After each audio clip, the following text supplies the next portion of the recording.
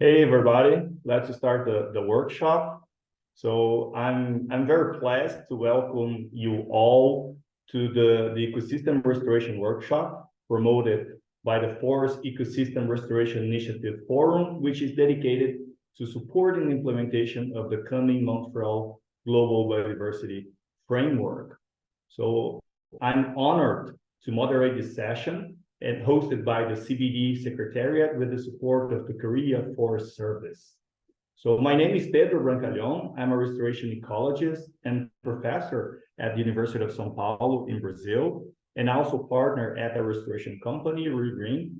And I have focused my research in developing cost-effective solutions to restore native ecosystems, especially tropical forests in Brazil.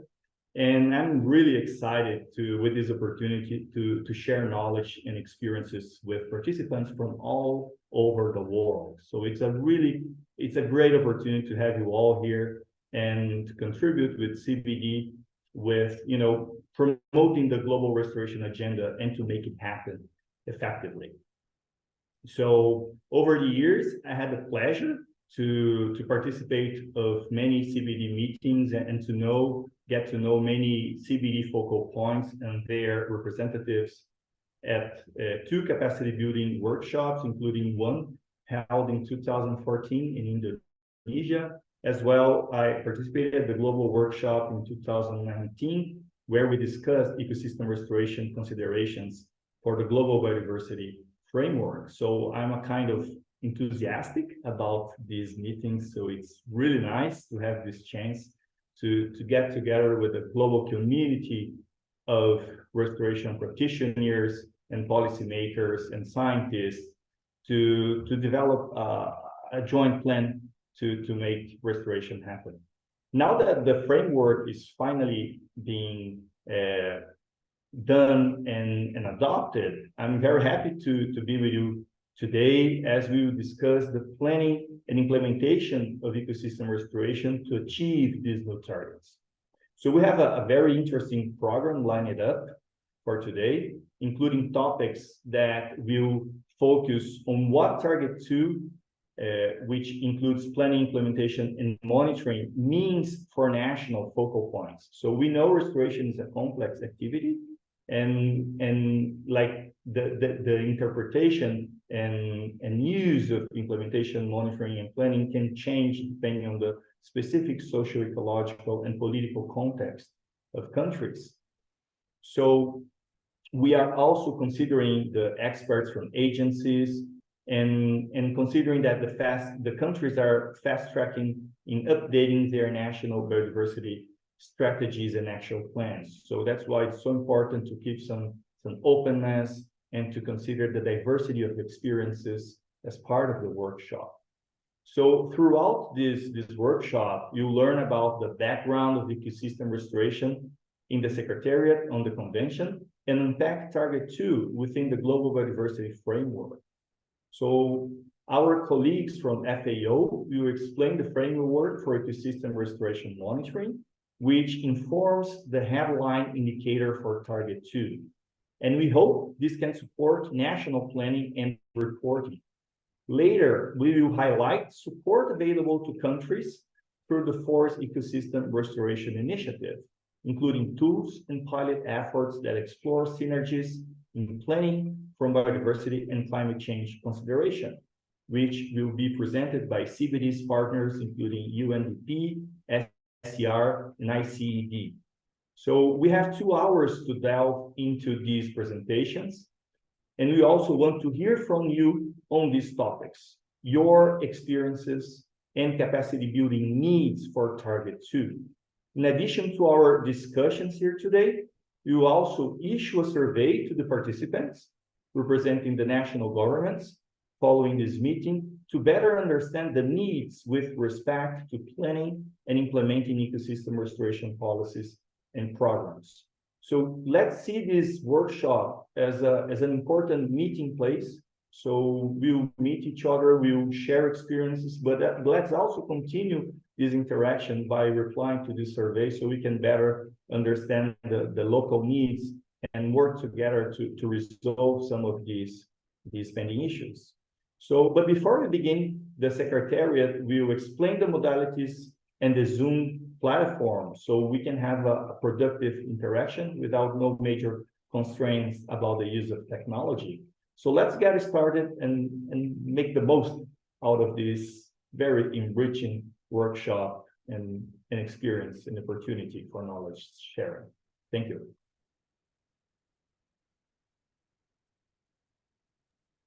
Thank you, Pedro. Dear participants, welcome. During this presentation, if you have any questions, please use the QA function and we will address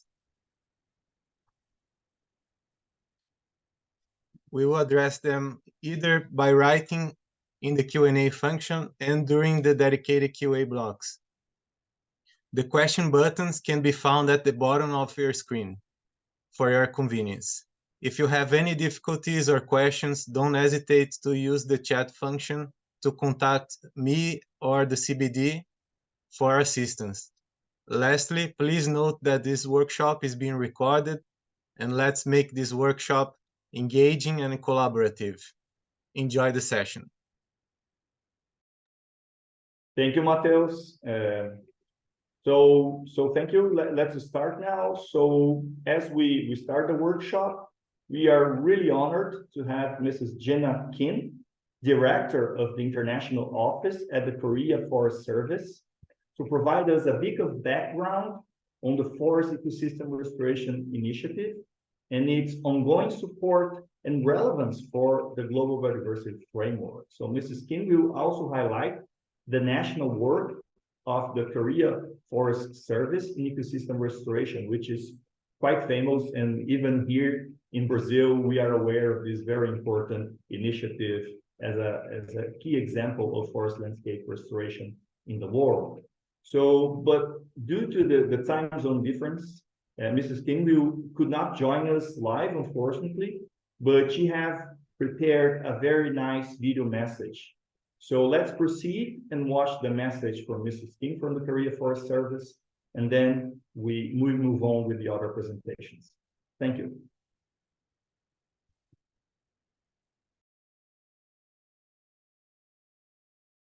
Good morning, good afternoon, and good evening. I'm Jenna Kim, the Director of the International Cooperation Division in the Korea Forest Service. I would like to express my sincere gratitude to the Secretariat of the Convention on Biological Diversity for organizing this workshop, and I would also like to extend my thanks to the esteemed participants present here today. Last December, at the 15th meeting of the CBD Conference of Parties, the Kunming-Montreal Global Biodiversity Framework was adopted. This momentous achievement stands as a new beginning for worldwide biodiversity conservation. Recognizing the crucial role of forest emphasized in the Kunming-Montreal GBF, along with the increase in relevant goals, the forestry sector plays a highly significant role in the implementation of this framework. To support the GBF in the forestry sector, the Korea Forest Service actively implements the Forest Ecosystem Restoration Initiative, also known as FERI, in collaboration with the CBD Secretariat. Since 2015, FERI has provided support to restoration projects in 12 countries, yielding tangible outcomes such as capacity building workshop and other activities. Currently, FERI is developing We Plan Forest, which is a decision support tool for reforesting forest, conducting training programs, and more, with the primary objective to aid in the implementation of the GBF. These FERI activities contribute directly to the implementation of the Kunming-Montreal GBF by supporting the national biodiversity strategy and action plans, as well as the effort of parties to restore forest ecosystems.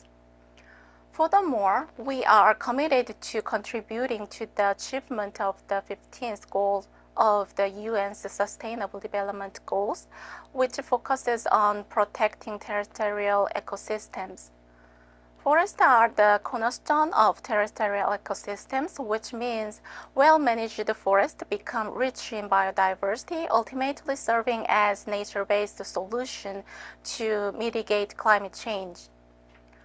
The Republic of Korea has achieved remarkable success in reforesting its land after the Korean War. We are putting forward great effort both domestically and internationally to share our experience and contribute to resolving global environmental issues. As this year marks the 50th anniversary of Korea's national reforestation efforts, we have developed a 100-year forest vision that bridges the past 50 years with our aspirations for the next 50. Additionally, we have formulated the fourth forest biodiversity plan to translate the GBF into action. Building upon this vision and plans, the Korea Forest Service remains committed to developing policies that addressing the climate crisis, conserve forest biodiversity, and contribute to international cooperation for the effective implementation of the GBF. I sincerely hope that today's workshop will prove valuable in enhancing your understanding of the GBF and setting national restoration goals. Thank you very much. Good morning, good afternoon.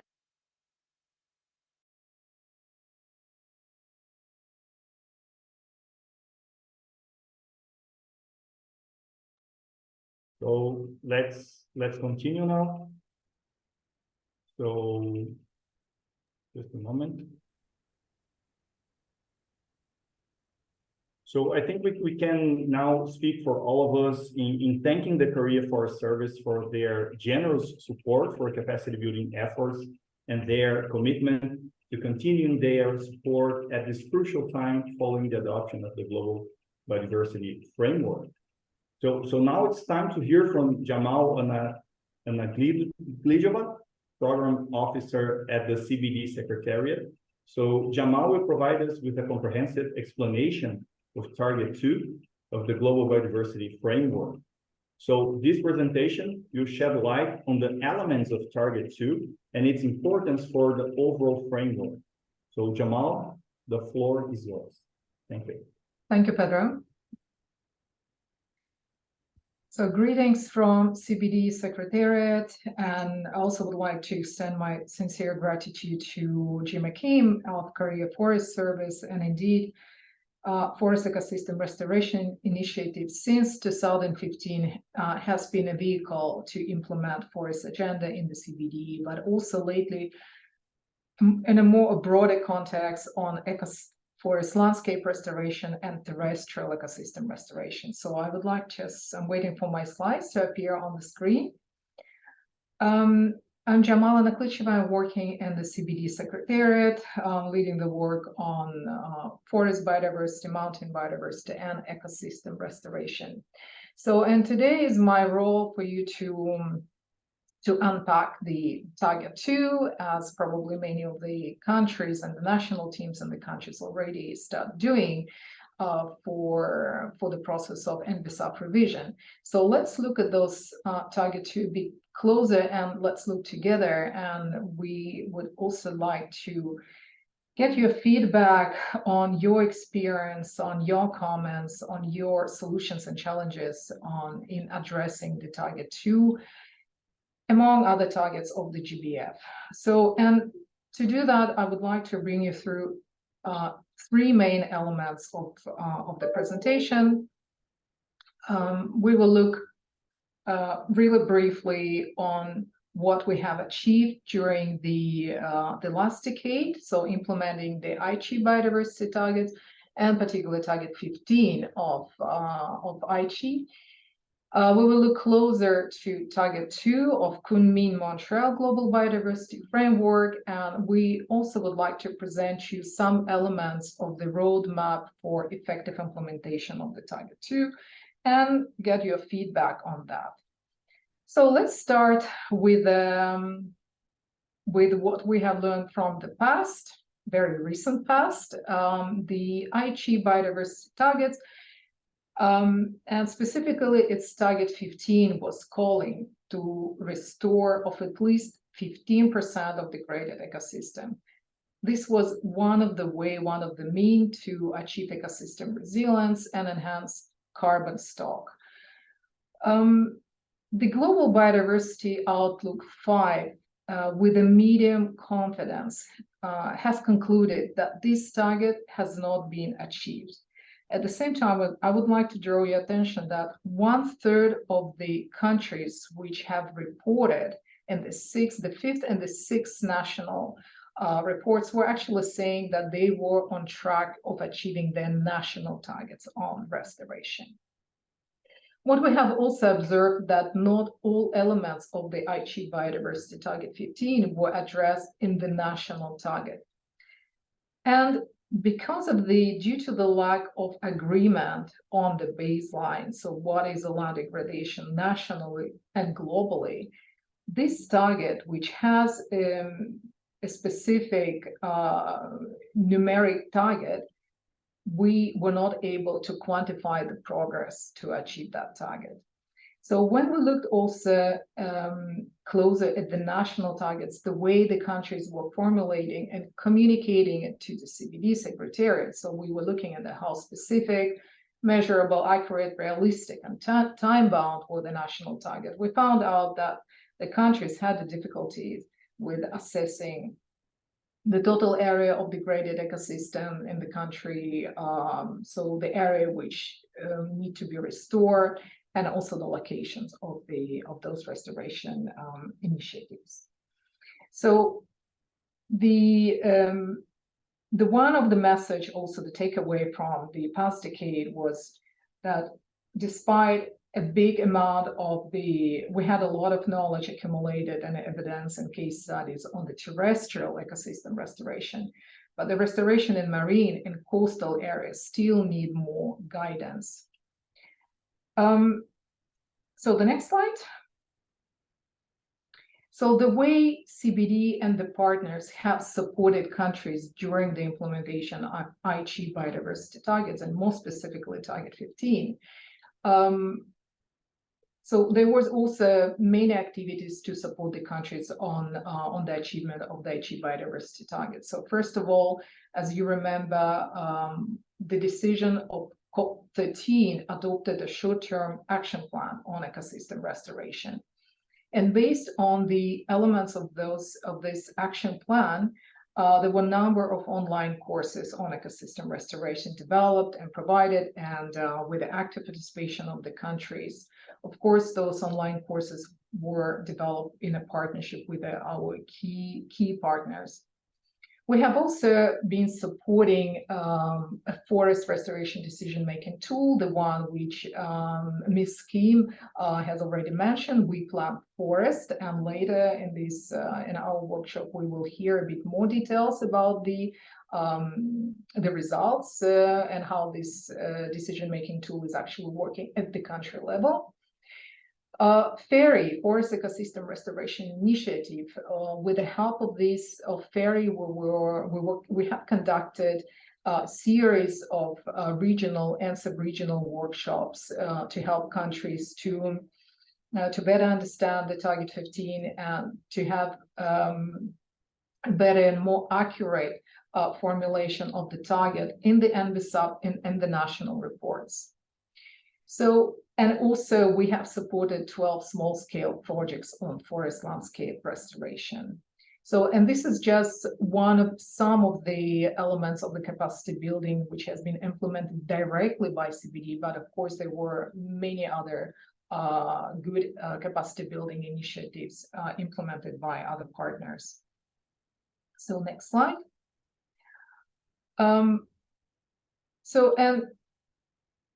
Despite the assessment of the Global Biodiversity Framework, which of course concludes that the target 15, or the Aichi target 15, has not been fully achieved, the big progress which we have achieved at the end of the last decade is that the number of restoration initiatives has surged. and our knowledge and understanding on the role of the restoration has also increased. And as a result, the global assessment of the restoration of terrestrial ecosystem, of course, this is important enough to underline that these two graphs, they refer to the terrestrial ecosystem, which covers the commitment from the Rio Convention and Bonn Challenge, has indicated that we have approximately 1 billion hectare committed in 2020 global assessment. So this quite a good and impressive commitment of 1 billion hectare is, of course, gives us hope that if we can go back to the previous slide. So it gives us hope that the impact of those commitments we will see in this decade. But I would like to draw a little bit of your attention to the left-hand slide, where you see the distribution of the commitments. And as you can see from the past decade, the restoration commitments coming from NBSUPs were significantly low compared to other international processes. And also on the right side slide, you see that also the distribution in the regions were quite uneven.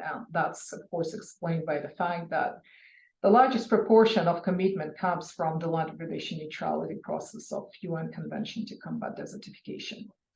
So I think this is those are important messages concluding our experience from the past decade, that there are good number of the restoration initiatives, that we have a quite impressive restoration commitment made, but we really need to see what would be the quality and what those restoration commitments are prioritizing.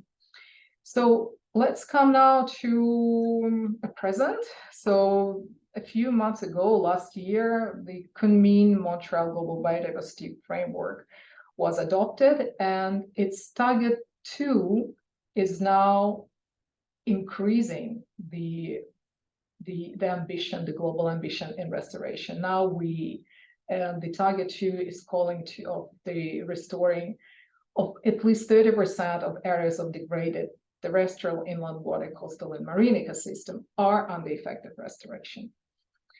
So what we see in this target, and what the national government practitioners, partner agencies will be looking upon in this target while revising and developing the national targets or developing the new initiatives, restoration initiatives, is that in fact the first task for the countries would be to translate the global level of 30% of restoration to the national level. So what would be the level of ambition at the national level? Of course, this will require a very good understanding of the opportunities for restoration. So what and where and what is the most cost-effective restoration at the country level. And knowing what are the opportunities for the restoration, of course, should not give us a justification for further degradation. So, and therefore, it will be really important to see that the actions, the measures to prevent the ecosystem degradation would be the part of the national ecosystem restoration targets or restoration plans. So what we also see clearly from this target is diverse types of ecosystems. So here we only have 4, but of course the countries would be using their own classification of ecosystems. And we really would like to see the countries being able to make their restoration planning across all types of ecosystems, at least to make the ecosystem restoration opportunities, the assessment across all types of ecosystems. Question of baseline. Of course, this is also an important issue that since the target is calling on the restoration of a certain percentage or a certain number of hectares of degraded areas. So this would be also important, how the countries would be able to assess the extent of the degradation and the different ecosystems at the country level. So the issue of a baseline should be also addressed at the global level when the monitoring of ecosystem restoration would be taking place, and when we will come to the global stocktake on the progress and achieving of the target 2 of the GBF. Also the scope, the next point is the scope of target 2. So as we see here, the target is talking about the restoration to enhance, on the one hand, ecosystem functions and services, and on the other hand, also enhancing ecological integrity and connectivity, which means that the scope of the target 2 is really, the restoration would include both ecological restoration and rehabilitation, and I will talk about it in the next slide. What is also important to understand, while the countries will be planning the target 2, that the Kunming-Montreal Global Biodiversity Framework was planned and negotiated as a cohesive framework. So we really have to look across all the targets, and we need to find the interlinkages of the target 2 with other targets, other area-based targets, but also other targets which are talking about the threats to biodiversity, or calling to address the underlying causes of biodiversity. So finding the synergies, but also working with the trade-offs among the target of the GBF. What is also important to mention that the target 2 will be a very big contribution to achieving number of the SDG goals. The final point here on this slide is a headline indicator. So as the headline indicator for the target 2 was adopted as area under restoration. As you see, this is a bold numeric target, and which on the one hand might be an easy estimate for the country to provide the area under restoration, but at the same time, we would like to invite the countries and really encourage not to look only at the area of restoration, but really in the quality of restoration. So the next slide, please. Really just to illustrate the scope of the target 2, then when we say that the restoration activities will go across the restoration continuum and both ecological restoration, that's when the upper part of the slide in green, when we talk about the action to improve the degraded natural ecosystem, to bring them into the healthy state, this will contribute to the goal A of the GBF. While the measures on rehabilitation, when we're working on degraded, transformed ecosystem, bringing them into more productive state, will be a contribution to the goal B. So the balance should be struck between those ecological restoration and rehabilitation, but both of them equally important. So the next slide, please. So here I would like to now move to the roadmap for target 2. So the previous slide, I have briefly outlined some of the key points on what would be the elements which we would like countries to pay attention, countries, stakeholders, partners, and what would be the capacity needs at the country level to address all those elements effectively. So, and some of the action which we would like to propose to the countries, the way we can establish the dialogue and engage into the joint planning of this of the roadmap for target 2, we would like to suggest organizing the side event at the Subset 25. In fact, this is already being planned. So we'd like to welcome and invite all the countries, the representatives who will be participating at the Subset 25, as well as the partners to join the side event and to help us to improve the roadmap and to plan the further activities, so that we can improve our planning for the next workshop, which we're planning to organize in November. The workshop will be co-hosted and co-organized with a FAO in Rome, so workshop on ecosystem restoration, related planning and capacity needs. So that will be the 3 days workshop where with a practical sessions, more interactive, and that's really where we would be looking forward to your engagement and participation. So, and of course, next year we could also use the occasion of the Substitute 26 meeting and continue our planning and the dialogue. Next year, we're planning to develop restoration planning and monitoring e-learning models to be available for the countries. We will be looking in opportunities to organize the regional capacity development events with the partners, and we really would like to invite all the partners to be with us there. And also having all those different tools and assets and guidelines for ecosystem restoration, we would be able to contribute to NBSOP's webinars, which are also on the way.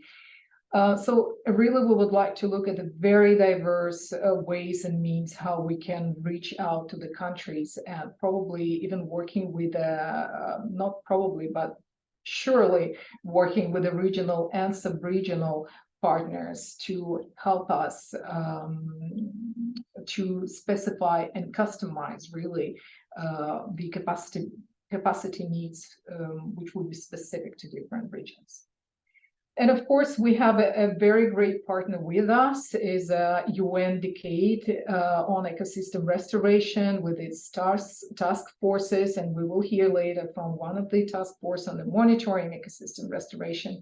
But we are looking the way how we could come to much closer alignment with the UN Decade on ecosystem restoration in a way so we can utilize its great assets which this UN Decade and the partnership has developed and will be developing. So in my final slide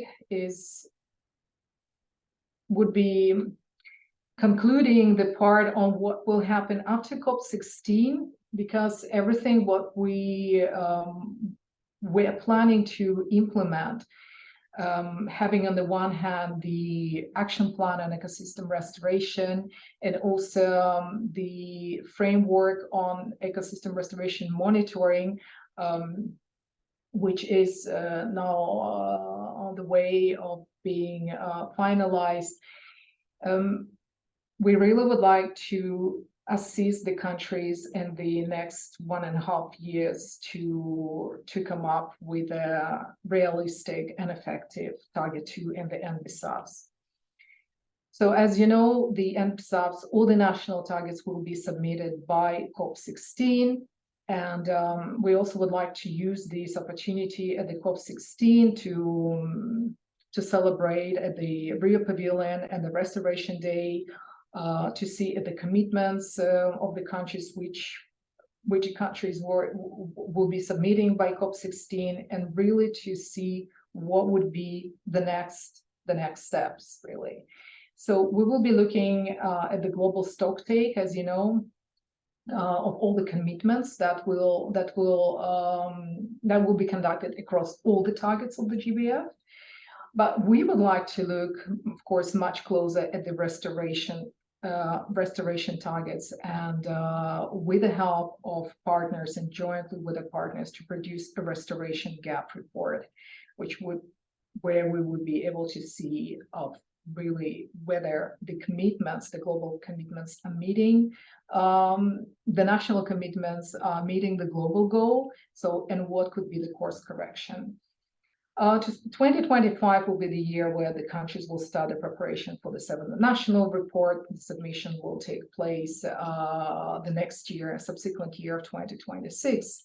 And we hope that by that time, the countries will be fully capable of using ecosystem restoration platform, the monitoring platform, so that we could have the best data and the most complete data from the countries available for the review, implementation, so that the target 2 of the GBF would be really one of the targets which we could celebrate by 2030.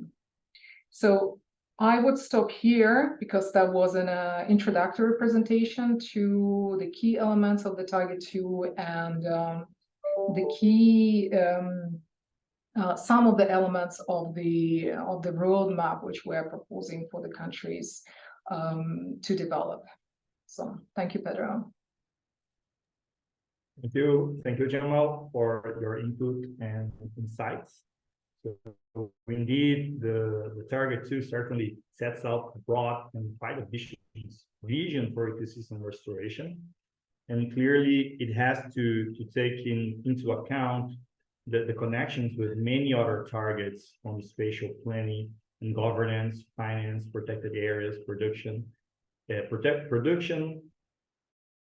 and halting the drivers of biodiversity loss. So critically, restoration is a kind of center element in between many sustainable development goals and many other, ambitious plans for the future, and can clearly provide a great impact in addressing some of the most pressing environmental crises of our times.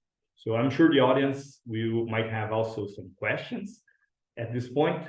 So please put them in the Q&A function, and we will collect your questions and address the following in the next presentation.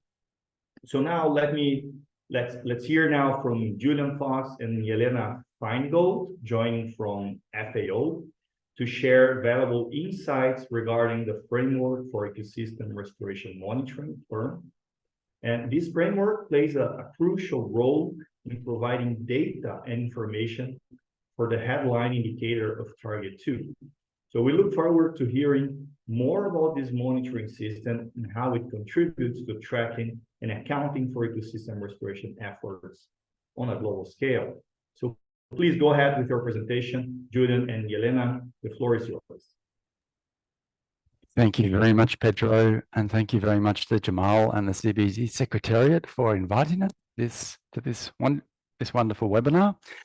If the slides can appear, we'll give you a bit of an introduction to, as Jamal said, the work of the UN Decade on Ecosystem Restoration.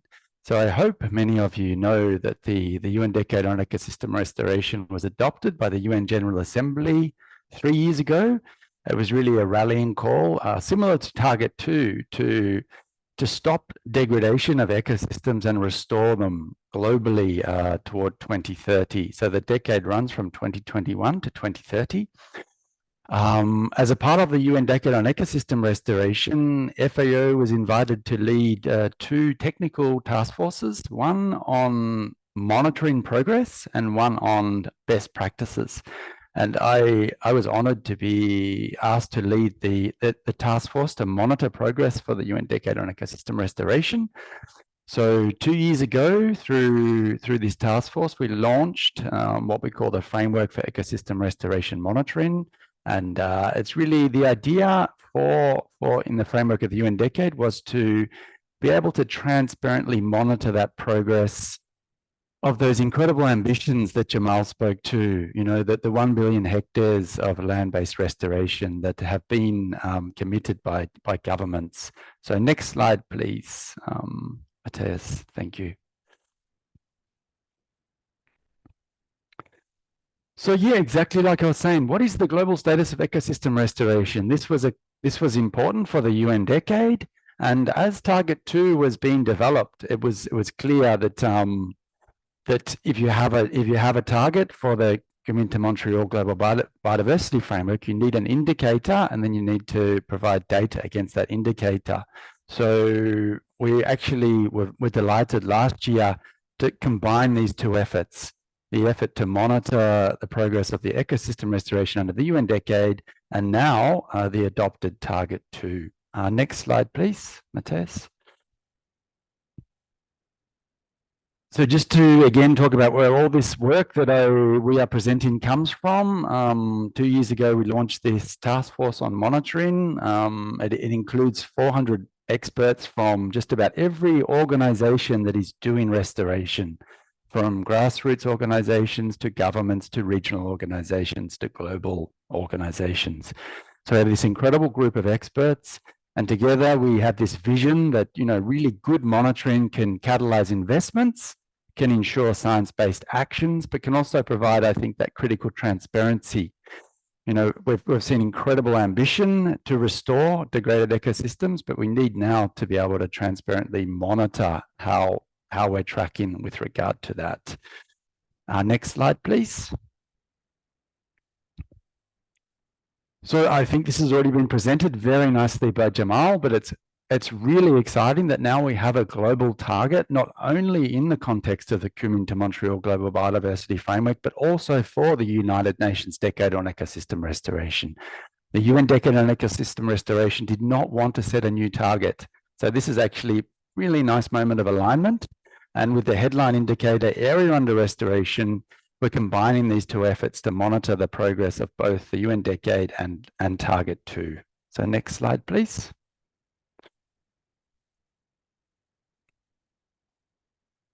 So as Jamal presented, we are working together really toward a roadmap for implementing Target 2 up to the next CBD COP and after the next after that COP. And there are a few important pieces that FAO is leading on, and we will engage with the formal CBD processes such as RTEG, because we need to finalize an indicator for Target 2. The indicator does not exist. So we are working through the RTEG process of CBD to finalize the methodology for area under estimation. And we are also further developing what we've developed for the UN Decade, the Framework for Ecosystem Restoration Monitoring. We call it the FIRM, which is really an interoperability engine. We do not want to create any more reporting burden for countries. We want to be able to, in the framework of interoperability, bring together all existing data from different global frameworks, from different restoration platforms, and provide that back to the countries through the CBD reporting platform. So these are two pieces of work in the box here that are top priority for FAO in the context of the UN Decade and in the context of Target 2. And as Jamal said, parallel to this, we'll also be supporting capacity development on monitoring restoration. So we'll provide some links, I think, at the end, but at this point, I would like to pass to my fabulous colleague, Yelena Feingold, to take over on the next slide. Over to you, Yelena. Thank you, Julian, and thank you, colleagues. It's really great to be here. Now I'd like to go a little bit more in depth into the two technical aspects of the Target 2 roadmap. The indicator methodology and the data collection through the firm. First, the indicator methodology, it's currently under development by the Target 2 working group as part of the Task Force on Monitoring. The metadata for the Target 2 headline indicator, which is area under restoration, is available online, and as Julian mentioned, is being updated for the next ATEG meeting. The methodology builds on existing guidance such as the STAPER that was mentioned by Jamal.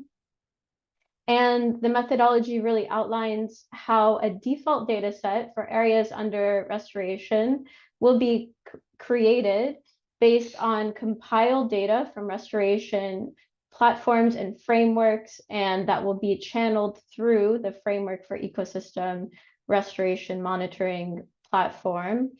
That default data set would be available for countries to validate in the absence of other data, integrate into their national databases, and of course, all countries are encouraged to utilize their national databases And the methodology really highlights the importance of national data sets, databases, and definitions, and encourages the use of national data whenever possible.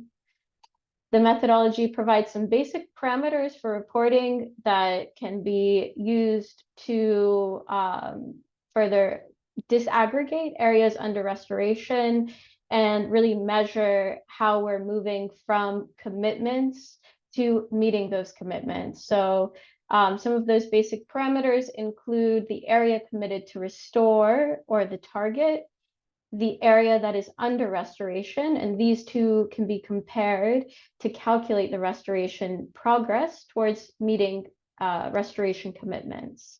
And we really encourage to provide geospatial data for transparency when reporting areas under restoration and delineating the ecosystems that are under restoration. Other parameters include the type of restoration, which is either ecological restoration or rehabilitation, as Jamal mentioned, restoration activities such as assisted natural regeneration, the organization or entity leading the restoration initiative, and the tenure status. The working group is currently developing further guidance on Target 2 qualifiers. Degraded ecosystems, I saw already some questions in the Q&A there, and I think our colleagues from Society of Ecological Restoration, George, will provide some thoughts that we have so far on degraded ecosystems and as well as effective restoration. The next slide, please.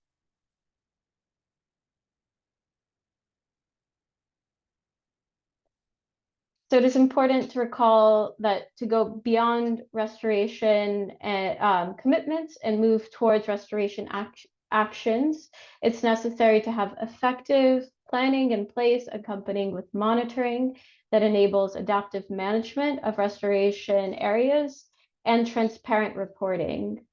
And this graphic shows some of the tools that we have at FAO and how we've leveraged partnerships to develop these tools in terms of planning that includes C-Plan, which provides spatially explicit information on forest restoration costs and benefits as an input to planning, Aurora for identifying project level indicators for monitoring, field and remote sensing assessments that allow tracking ecosystems over time through tools such as Collect and CEPL. And this presentation will be focused on the reporting end, which can really feed into these other aspects as well. And the FIRM, which is a tool for reporting restoration progress to the Kunming-Montreal Global Biodiversity Framework and the UN Decade on Ecosystem Restoration. Next slide. And there we go. The FIRM, the Framework for Ecosystem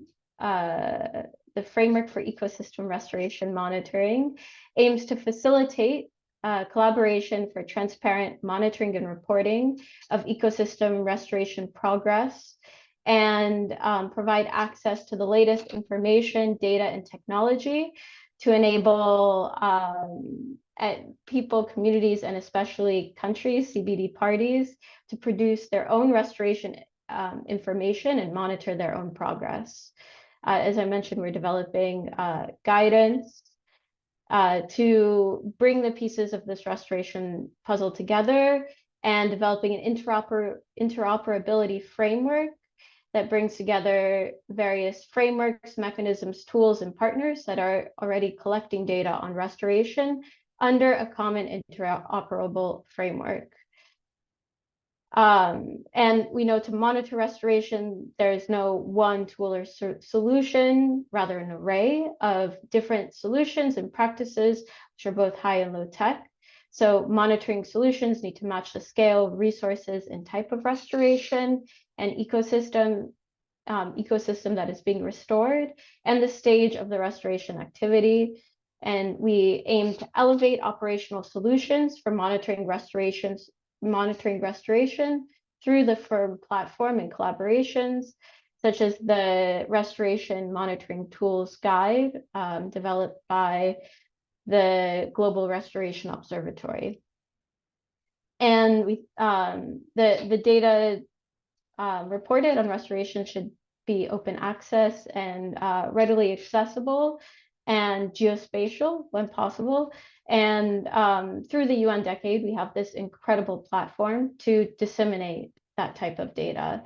And we've teamed up at FAO with our IT division to create a platform where such data can be displayed and easily searched for and found on the map.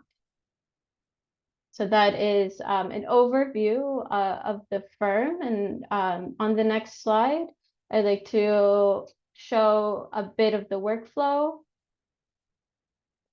So the firm, it's a website, anyone can enter it, and it's quite a simple workflow. A user signs up, creates an institution that is associated to their restoration initiative. And at the moment, we've been focused at the initiative level, but we will be moving with your input, with input of the CBD parties, on how this platform can also be accommodate country level reporting. And in the platform, it provides a form where the user can enter data on the standard parameters that I've previously mentioned, including providing geospatial information on where the restoration is taking place, under which ecosystem, and what are the restoration activities. Restoration good practices can be submitted along with the restoration initiatives, and those are reviewed by the best practice task force and then shared to the public through the firm search engine. And we'll provide links to these tools at the end of the presentation. Next slide, please. And so in the firm, we really emphasize that previous slide on collaboration, that we would like to reduce the reporting burden for countries and facilitate data compilation and allowing you to use the tools that are best for you. And so we're working with the various organizations that you can see here, some examples, to make the data that is entered through those platforms interoperable and available through one place for various ecosystems. And we've also been working with Jeff projects to create a customized version that allows reporting also for this large environmental fund that has quite a large impact in restoration projects. And so this platform can provide some tracking, monitoring, and reporting functionalities. And on the next slide, we invite you to take a look at the platform, to provide your feedback on whether this could be useful for you. We really would like to develop this to serve the CBD parties when useful, and make sure that it also enables the use of national data sets when possible.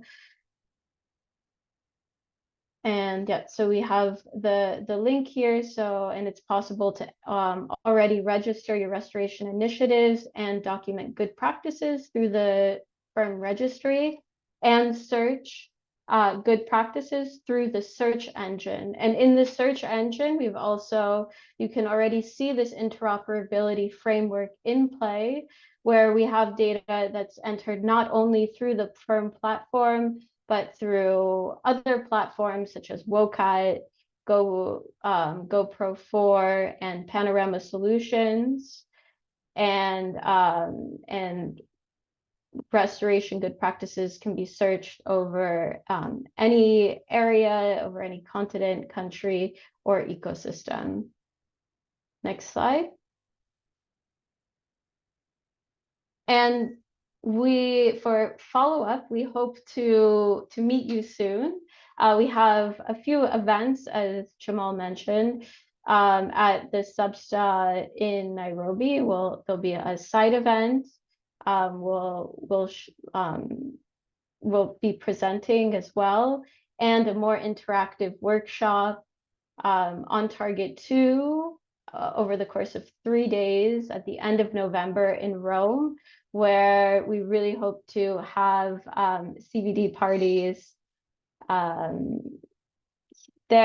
here in Rome with us to make sure that we make good progress towards reporting on global restoration progress. So with that, I think we can end the presentation. Thank you so much for the attention. And I think we have a short video now to play on the FIRM.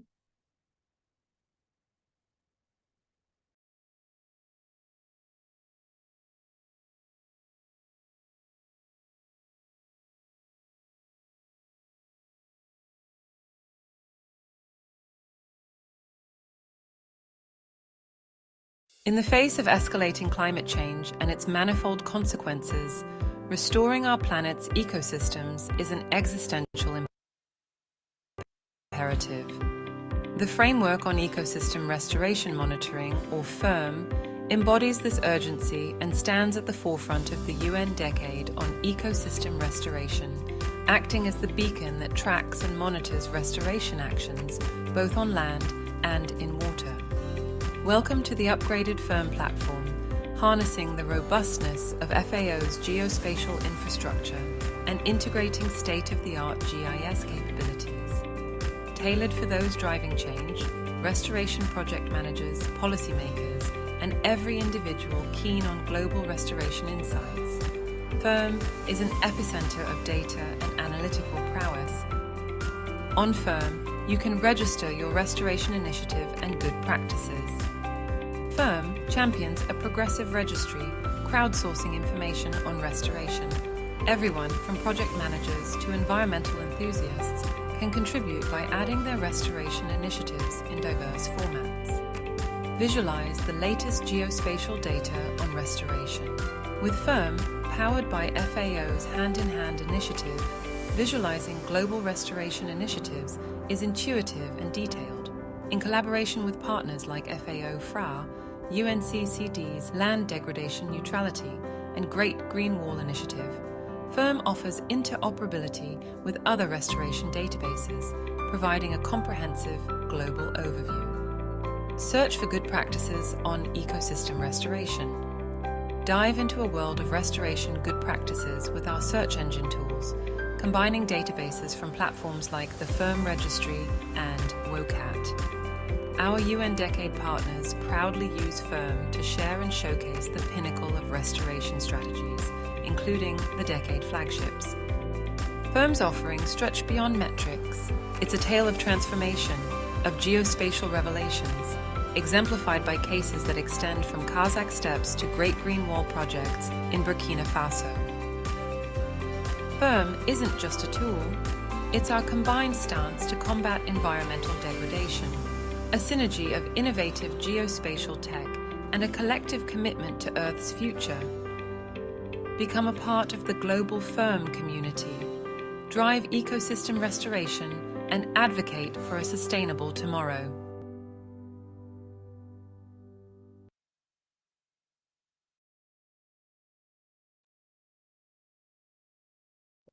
Thank you, Elena and Julian, for the presentation. It was great to know more about FARM. I imagine that most of the people here in this workshop have heard about it, but it was great to know more about it and to know more about these many potential contributions to global restoration monitoring, and also the opportunities for engagement. So really, really nice and exciting.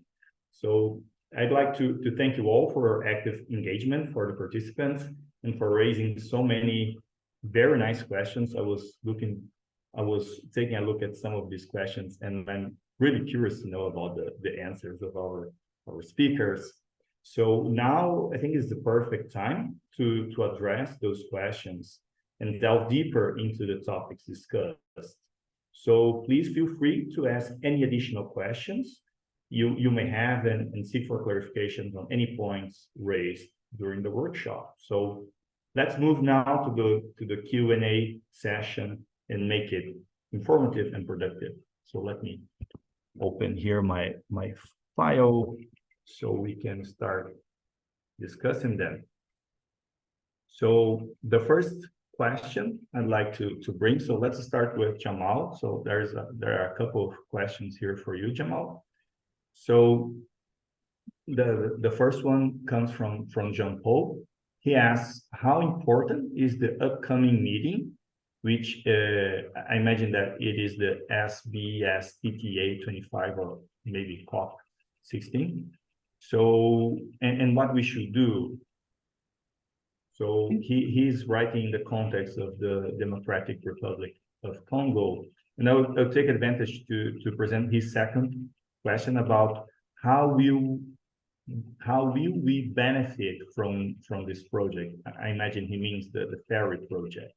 So could you please, Jamal, give more details about it? Yes, thank you. Thank you, Pedro, and thank you everyone for posting such a good question. So Pedro, if you would like, I can take the further questions also. Thank you. Yeah, I imagine you can see let them. me know how much time we have. So while I will be responding to first question from DRC.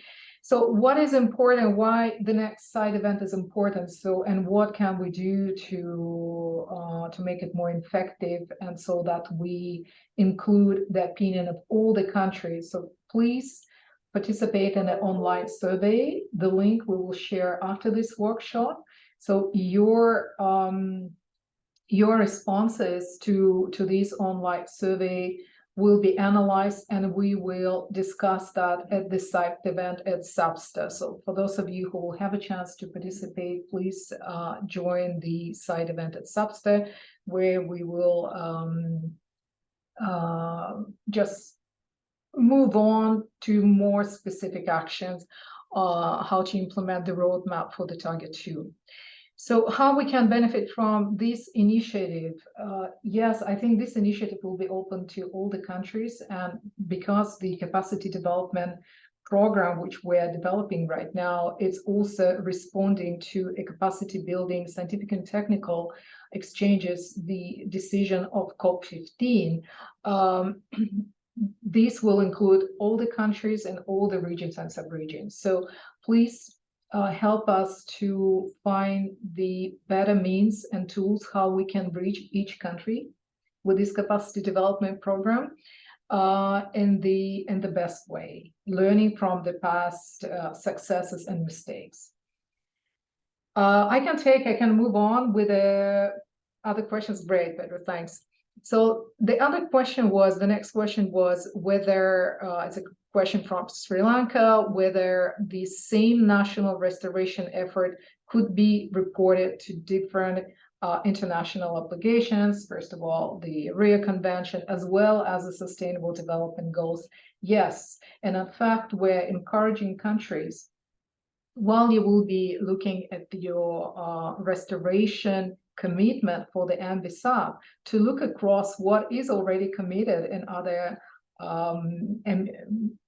conventions at your country, and other international commitments as a bond challenge, or maybe even the national campaigns, national commitments.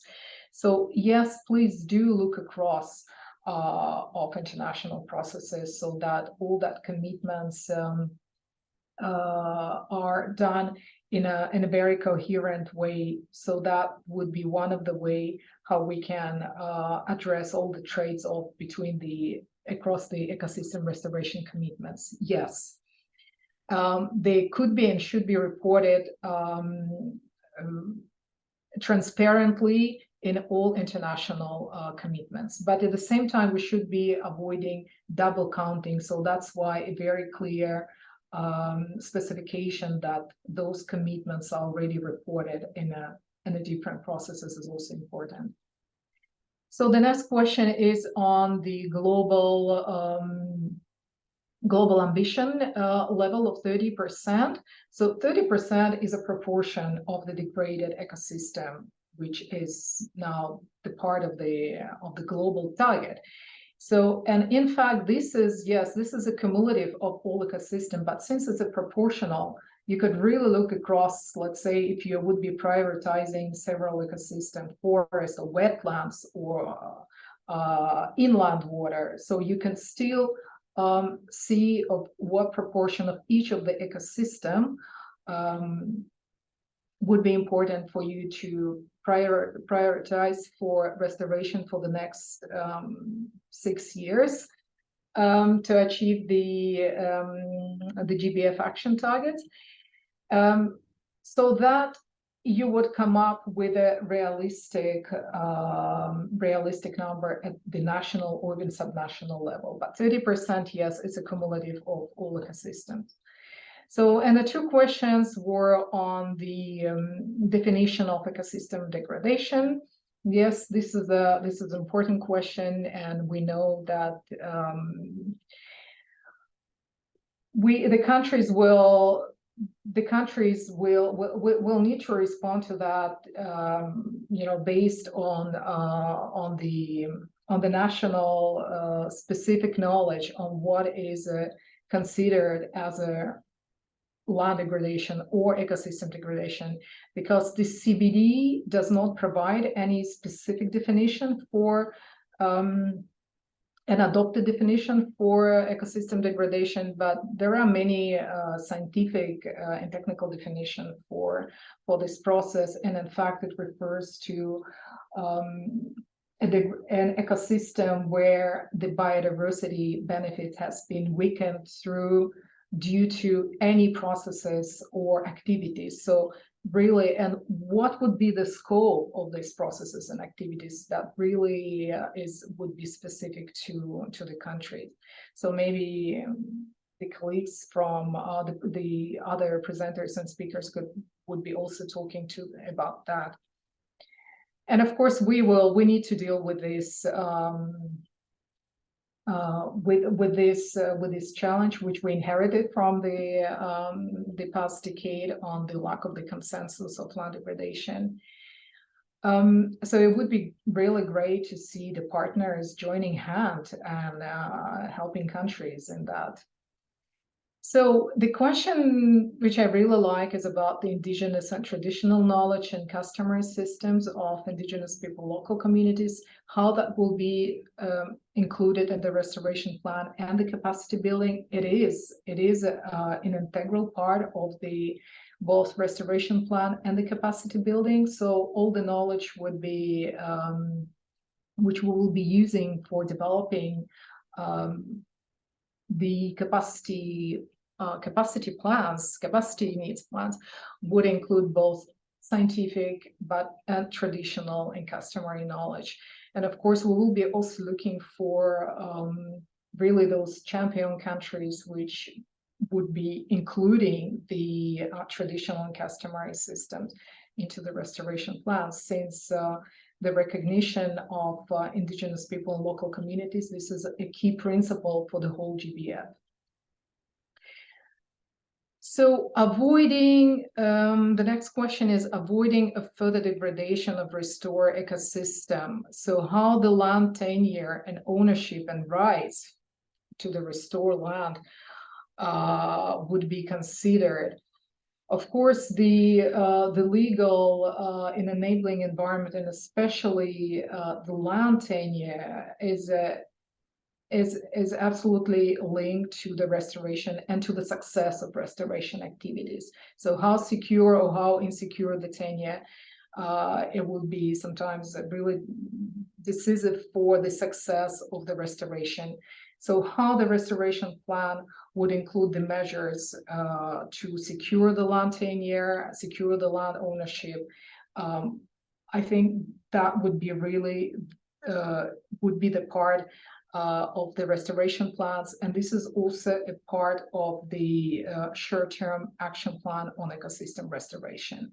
So we hope in the way we can help the countries is really, on the one hand, is finding the good examples on how it is done, maybe in the different regions and the different regional contexts, but also seeing what are what really the knowledge, tools, and guidance are needed for the countries, for those countries who would like to consider those issues in their restoration plans. So really, thank you for highlighting those questions, those elements and concern for considerations for planning of the target 2. They're very important. We're taking them all. So all those questions raised in the Q&A will be considered for development of the roadmap for the target 2. So I think this concludes the question to my presentation, Pedro. Yes, thank you, Jamal. You covered pretty well the many questions we had, so thank you for the synthesis. I'll have to synthesize some of the questions coming for Julian and Yelena. There were many questions, as both of you can check. So I'll try to summarize them into 3 main topics. So the first one is who could register in firm. So there are questions about who should register, if are the parties or NGOs or restoration companies. So who you expect to register restoration projects in firm. The second issue is like how firm will interact with other restoration monitoring platforms. So we know that there are many of them already out there. Some of them focus at the globe. Some of them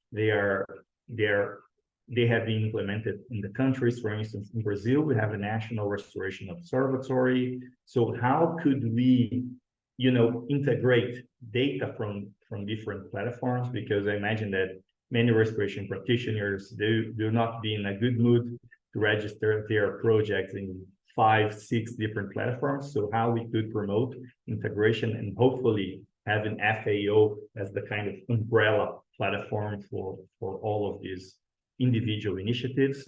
And finally, how do you consider an area of being undergoing restoration? So what are the criteria? So if you have started restoration, or if you plan restoration, or if you have already a kind of native ecosystem initially developed, so how do you consider an area to be registered? So which criteria do you recommend to use in order to select to include or not an area in the platform? So thank you, and please take a look at the individual questions that we have in the Q&A chat, because there are many interesting questions, but unfortunately, due to time restrictions, we'll not be able to give you the chance to reply to all of them.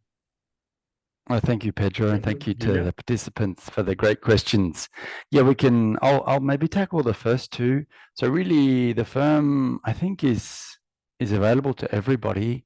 I mean, I think it's probably a decision you can make as a party, or many, restoration happens at many different levels. I think for you have to see some benefit in using the system. So if you don't have a national database for restoration, it may be something you can have a look at against other restoration platforms. Like Pedro said, there are many. And so it's not, our vision is also answering Pedro's second question, is to really not have the situation where people have to enter their data in more than one platform. We want to be truly interoperable. So and that's a fantastic question from Brazil. Please reach out to us, because we want to make sure that all that fabulous work you're doing at the regional level, we can be interoperable with that. It sounds like you have a great platform, and our vision is to bring together all the different restoration data from different platforms, from different initiatives, from our own platform, and through the CBD process, serve that back to countries for validation. So this can, in a way, restoration is happening at many different scales. In a way, we want to make your job easier in having at your fingertips what is coming from all these different restoration platforms, and then providing that back to you in a consumable format, a geospatial format. So maybe that's the first two questions on. It's open to everybody to use the platform. It's optional, of course, and if you have a platform, please reach out to us directly. And on really interesting discussions on definitions of degradation, I mean, the indicator is area under restoration. So our priority is to have really good data on area under restoration, and don't get stuck on the definitions for the moment. But at some point, like we all described, we'll have to think about those in more detail. For what is area under restoration, I will pass to Yelena, because we have been thinking a bit more about that. So over to you, Yelena. Yeah, perfect, Julian. Thank you. Maybe I can first add a bit onto the interoperability side. I think in terms of interoperability, we're working on really tangibly expanding on the project sharing framework that has already been developed to scale that up to platforms and provide guidance on how that interoperability would work between different platforms. We're testing it now with partners, and as Julian said, really encourage especially any CBD parties to reach out to us to see how we can also do this be interoperable with national scale initiatives and regional scale initiatives as well. And not only encourage interoperability, but also if someone is building a new platform, to have alignment. So we have these kind of higher level standard parameters, and for those, it will make interoperability very easy if there's first alignment between different platforms and frameworks. So those are some work that, and we encourage you to reach out to us. In terms of definitions, what is how can we define an area under restoration? But I think at the moment it's quite broad. So we have both ecological restoration and rehabilitation, which is included, and then we leave a lot of space also for parties then to provide a definition on what restoration is, and we have various parameters then on how that restoration can be described and disaggregated, such as the ecosystem under restoration, what are the restoration activities that are ongoing. And it's extremely broad. I saw Bethany asked a question on there could be capacity development and some initiation towards education of good restoration practices, and that we leave it open so it can be documented. And then it's the framework that we have now is open. So thank you, Pedro, and back to you. Thank you, Yelena. So let's move on now with the second block of this workshop. So in the first one, we focus on the more broader and global initiatives and frameworks for supporting restoration monitoring. And in this upcoming session, we have 3 informative presentations that will highlight initiatives supported by FAIRI. And these presentations, they are designed to assist countries in their planning and implementation of ecosystem restoration policies and programs. So we aim to provide good examples and frameworks for assisting countries in these initiatives. So we are happy to begin this session with a presentation from George Gann from the Society for Ecological Restoration, shedding light on the principles and standards relevant for effective ecosystem restoration. George, thank you for participating, and the floor is yours. Thank you. Thank you, Pedro, and thanks for the opportunity to be here. Mateus, if we could share the slides, that would be wonderful.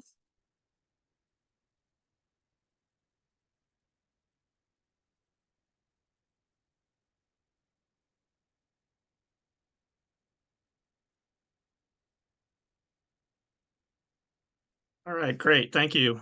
So we're going to talk about ecosystem restoration effectiveness and the role of principles and standards of practice to help plan and achieve multiple benefits for ecosystem restoration. Very briefly, the Society for Ecological Restoration is an organization of over 5,000 members and a growing number of chapters around the world. We publish the journal Restoration Ecology, where many important papers on restoration practice and research are published. We have certification and standardization programs. We'll talk about that in a moment. And then upcoming later this month is our 10th Global Conference on Ecological Restoration in Darwin, Australia. Next slide.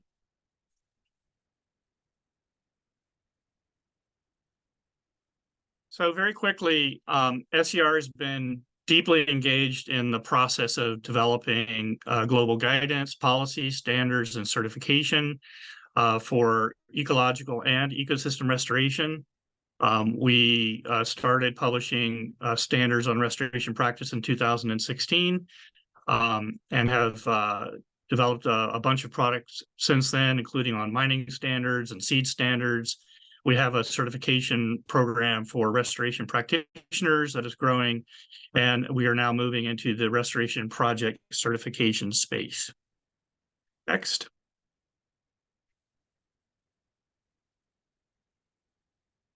I just want to emphasize that the work on global guidance, on standards and certification, on all aspects of restoration is a collaborative effort globally with a large number of actors, collaborators, and all across a whole bunch of different sectors. So, for example, people have developed guidelines for shellfish reefs, looking at supply chains, the interoperability framework that's been mentioned, standards for different sectors like mining, the upcoming global biodiversity standard for tree planting and forest restoration, and then also corporate interest in restoration, such as SER's engagement with Microsoft support for restoration, standard-based restoration.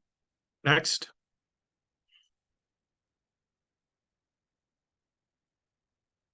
All right, so we have this idea of 30% under effective restoration. And what does that mean? And first of all, as has been stated, there's no definition or agreement yet, but it's something that we will be working on over the next little while. And so I just wanted to kind of guide everyone through a brief history of how the idea of effective restoration or effectiveness in restoration has occurred over the last several years. So digging back in 1997, Eric Higgs first started talking about effective restoration in a paper on what is good ecological restoration. And Higgs tied the idea of effectiveness to three principles of ecological fidelity: structural composition, functional, and durability. So this is very, very much organized around the ecosystem and how it looks and operates.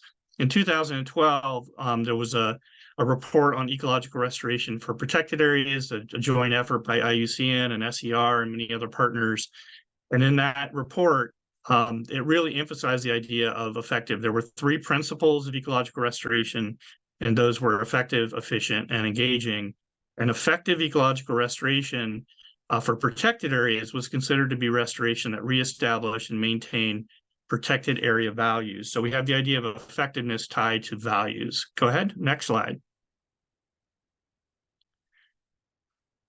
So the guidelines for effective restoration in Keenleyside in 2012 were as follows: do no harm by first identifying when active restoration is the best option.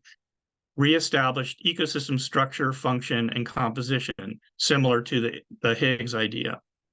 Maximize the contribution of restoration actions to enhance resilience. Restore connectivity within and beyond the boundaries of protected areas. Encourage and reestablish traditional cultural values and practices that contribute to the ecological, social, and cultural sustainability of the protected area and its surroundings. And use research and monitoring, including from traditional ecological knowledge, to maximize restoration success. And so you can see that the idea of effective restoration is really much broader in this report. And in fact, it touches on many of the ideas that are in Target 2. Next slide. In the STAPR that was agreed in 2016, the idea of effective restoration is mentioned numerous times, and I'm just going to talk about some of the main points. It discusses effective implementation to help achieve goals and targets. It encourages the full and effective participation of Indigenous and local communities at all stages of restoration. It calls for improved effectiveness of restoration programs through capacity building, training, and technology transfer. It calls for the identification of cost-effective implementation measures and the implementation in the most cost-effective and coordinated manner possible. It also discusses the relationship between effective restoration monitoring and suggests some things that may be cost-effective. So there's this also an addition of the idea of cost-effectiveness that is discussed in the STAPR. Next slide.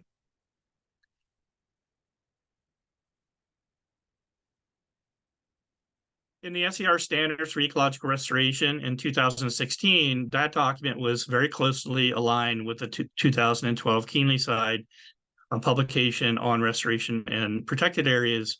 And so we linked directly to the idea of effective restoration. And there are 19 mentions of effectiveness in that document. In our 2019 standards, there are 8 principles that are defined and 27 different mentions of effectiveness across a broad range of parameters. Next slide.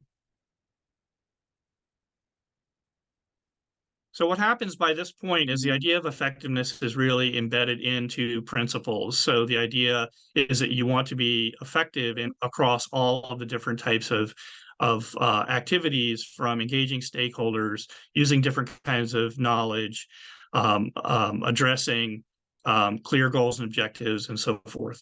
So we don't have time to go into all of these principles now, but the idea is that effectiveness really is a fundamental part of each of these principles. Go ahead.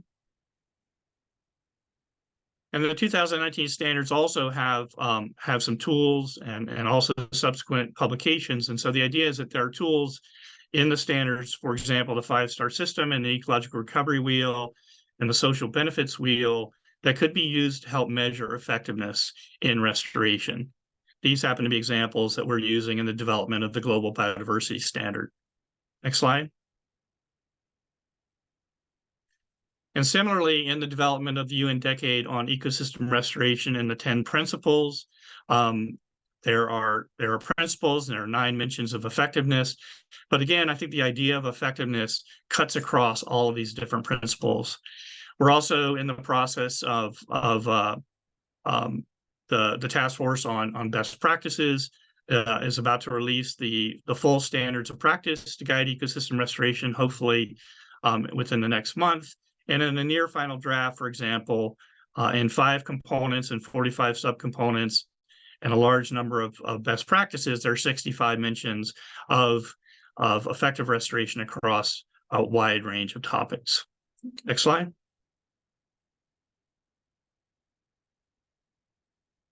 And just to reiterate that when we talk about effective restoration, we need to think about effectiveness across all types and activities, all different kinds of restoration, from reducing societal impacts all the way to the full recovery of ecosystems. Next slide. So what I suggest here are some potential components in the definition of effective restoration. That in the long haul, effective restoration is standards-based restoration, which is underpinned by agreed principles. It addresses both process and outcomes. It addresses values of both nature and people. It addresses the concept of net gain and avoidance of collateral damage, whether on-site or off. It addresses the concept of achieving multiple benefits, for example, for GBF Target 2, while acknowledging that different types of restoration accomplish different things. It is assessed against clear goals and objectives using measurable indicators, and it encourages the development use of appropriate standards across a wide range of restoration types and sectors. Next slide.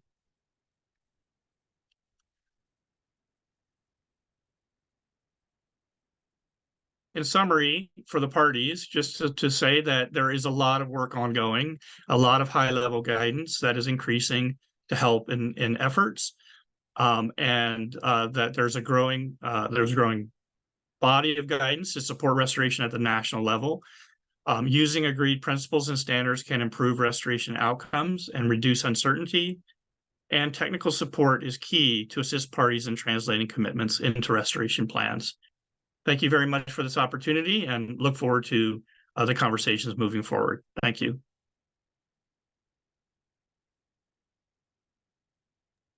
Thank you, George. It was a pleasure to know more about the SCR standards and collaboration with the Global Restoration Agenda. So next we'll hear from my great colleague, Robin Chasman, a close colleague that worked a lot here in Brazil, and I imagine all over the tropical world with restoration. So now she's a research professor with the Tropical Forest and People Research Center at the University of Sunshine Coast in Australia, and also a member of the Institute for Capacity Exchange in Environmental Decisions. So she will describe the WE Plan Forests, a tool to support countries in establishing targets for forest restoration while mitigating climate change, biodiversity loss, and balancing costs. So we'll also hear from Wolf Tolan, a conservation planning specialist at National Commission on Biodiversity Use and Knowledge, the CONABIL, about the national experience of Mexico in adapting and applying this tool. So Robin and Wolf, the floor is yours. Thank you. Thank you so much, Pedro. I'm going to go ahead and start with the slides. And to give you a little brief introduction to the whole idea and concept and operation of We Plan Forest. And then Awolke will take over and talk more about the Mexico experience. Next slide. Next slide. Oh, great. Thanks. Next slide. Go ahead. So We Plan Forest was developed for countries who are initiating the process of planning restoration in their country. And it's specifically for countries that have, for tropical countries that have forest cover. So we're not necessarily able to incorporate all of the different ecosystems in this planning tool.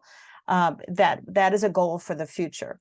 But it really is a platform for decision making and also for exploring scenarios and also for target setting within the country.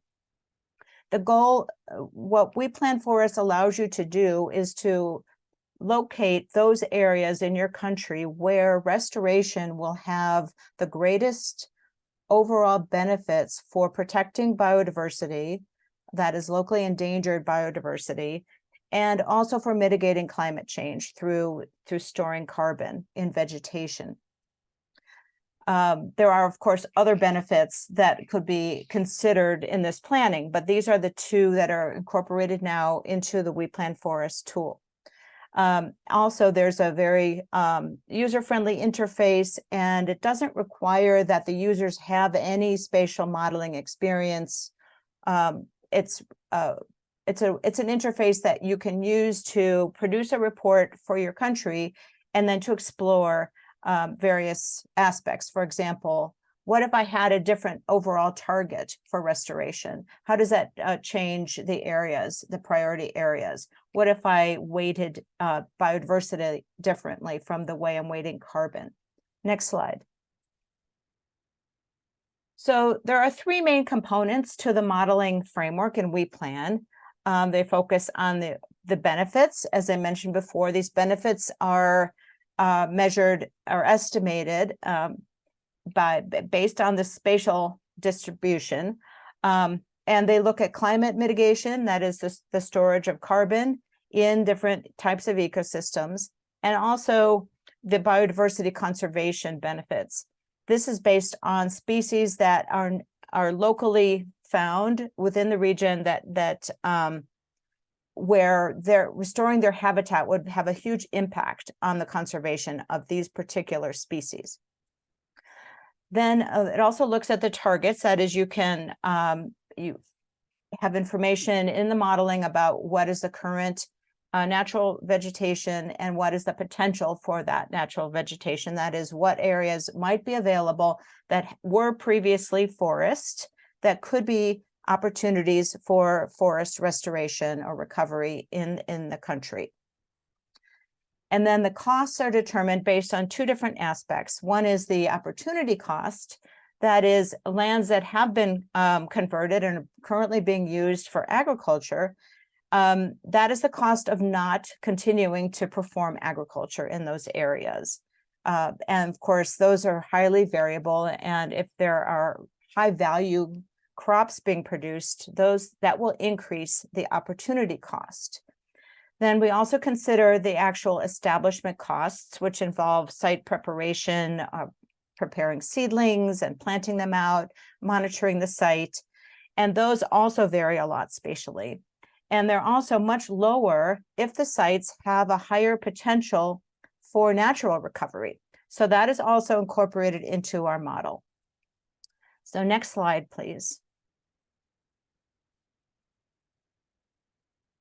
So our model is really an optimization model that uses these four different types of input of data that I just described: species distribution models, carbon sequestration potential, and the potential for natural regeneration, which influences the establishment cost. And we also incorporate opportunity costs based on the profitability of agriculture.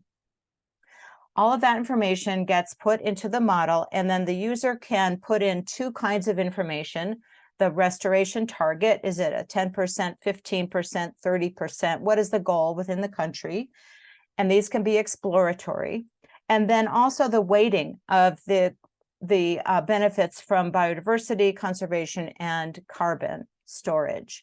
So the outputs depend on all of that information, and it will present a map that shows the priority areas for restoration that satisfy, that optimize those criteria. And it will also show you a curve, as you see here, which is showing you, in this case, you might have the benefits for biodiversity, and on this axis, you have the benefits for carbon storage.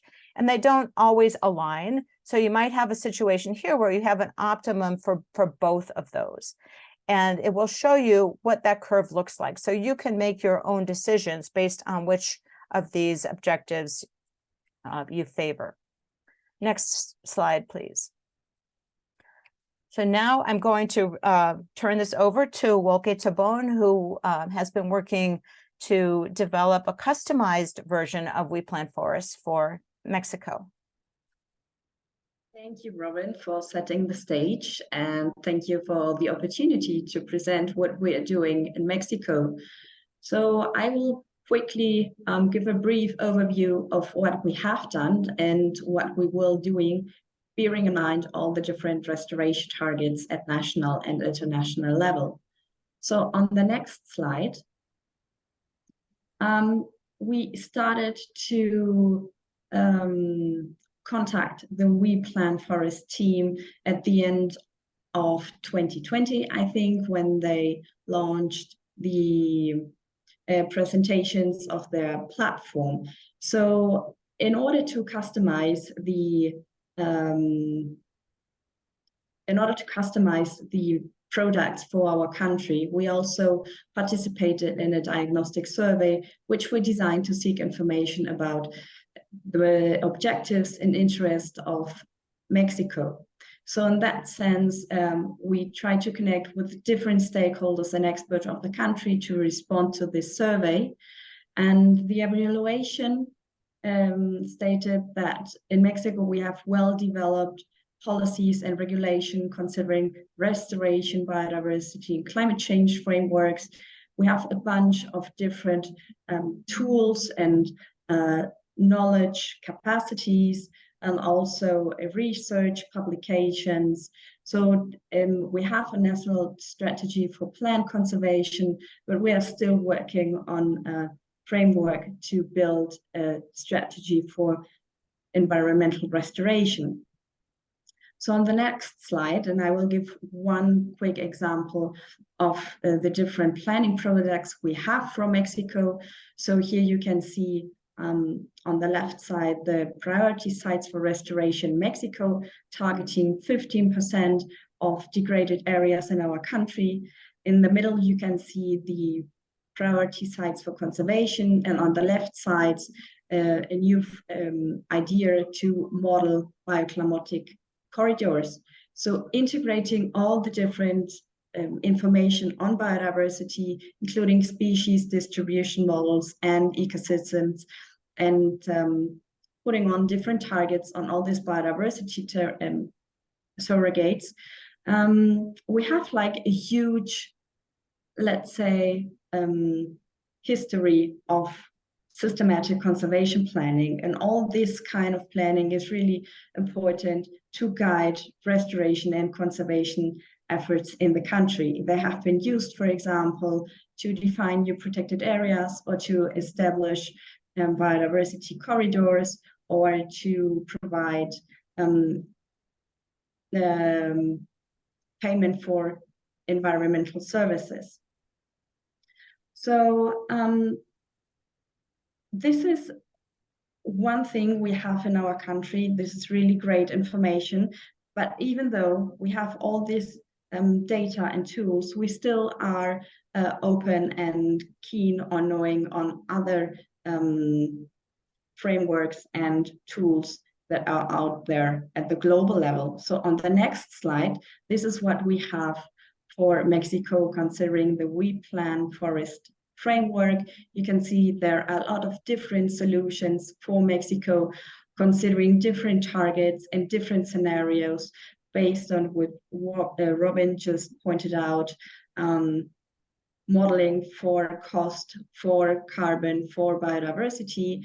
This is targeting only the tropical and subtropical forest of Mexico, and you can see on the right side the different priority sites considering one or another solution.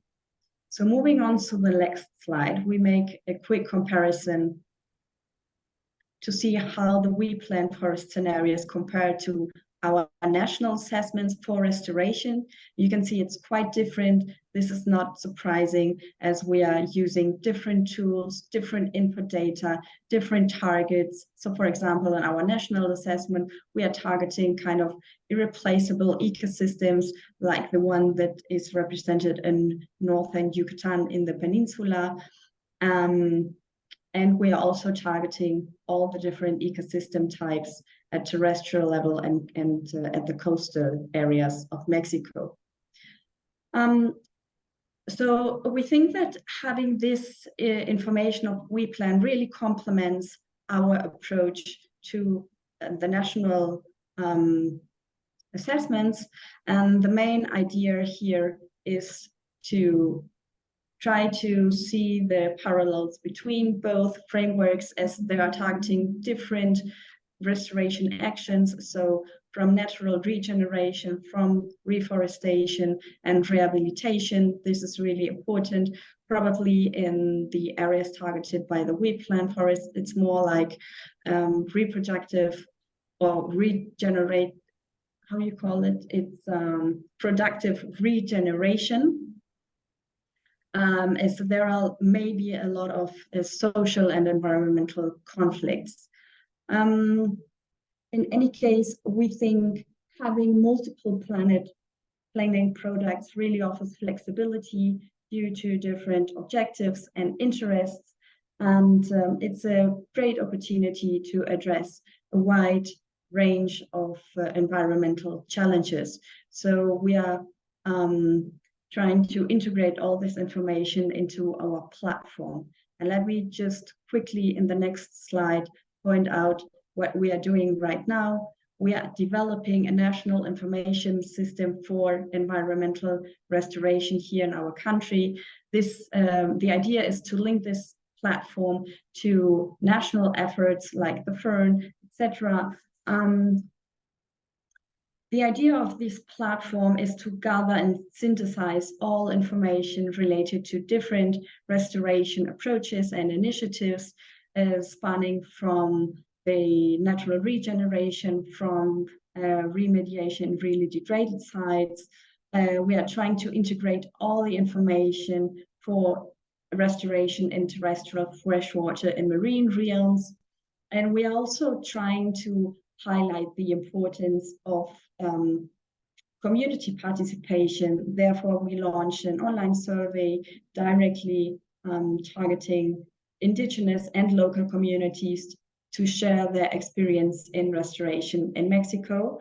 All this information will be available at the end of this year, probably in November. We'll let you know. We'll be happy if you join the launch of this platform.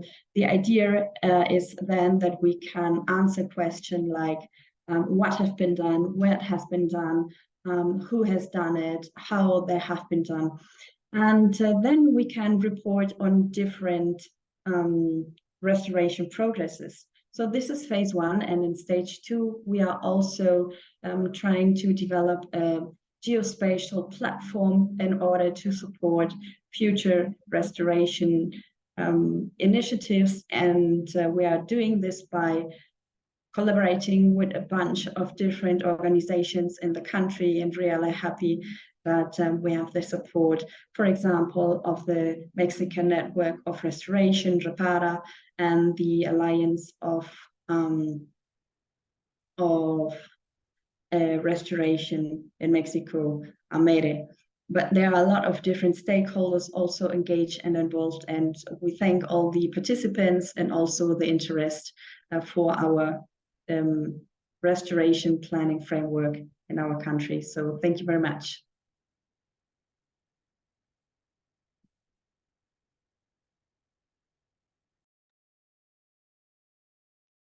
Thank you, Robin and Wolf, for your presentation.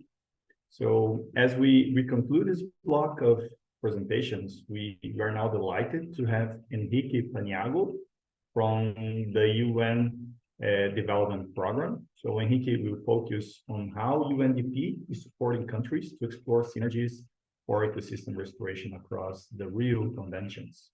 So throughout this session, don't forget to utilize the Q&A function to pose any questions you may have. So we may not reply to all of them in the workshop due to time constraints, but please present your questions, and we will be happy to make note of them and as soon as possible to get a reply for it.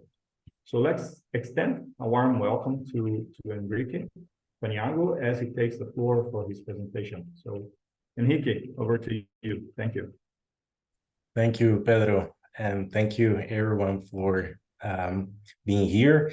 My name is Enrique Paniagua, and I am a senior policy expert at the Global Program on Nature for Development in UNDP. So, Pedro, if we can have the slides.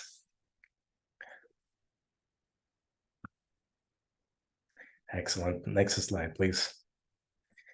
So I'm going to introduce the Restoring Hope project.